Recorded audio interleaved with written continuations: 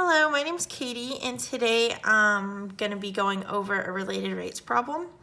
Related rates problems involve finding a rate at which a quantity changes by relating that quantity to the other quantities whose rates of change are known.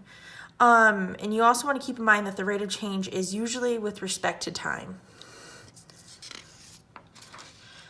The 5 steps for solving related rates problems start with deciding what the two variables are. And then after that, you can find an equation that relates them. And you're going to take d over d of t, which is the derivative over the derivative of with respect to time of both sides. And then after that, you're going to plug in all your known values in the equation. And lastly, you solve for the unknown rate.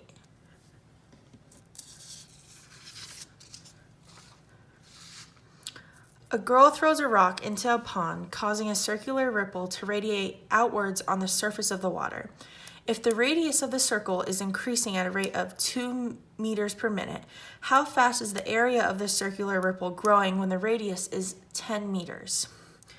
So over here, if you have the girl throwing the rock would be the center of the circle, and the line right here would be the radius.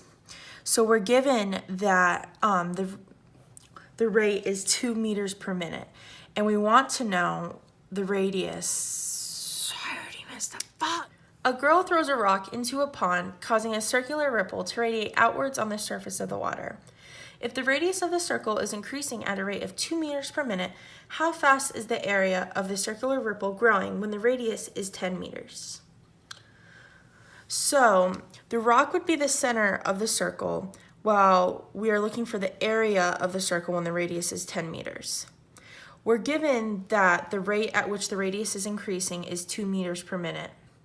And we want the area of the circle when the radius is equal to 10 meters.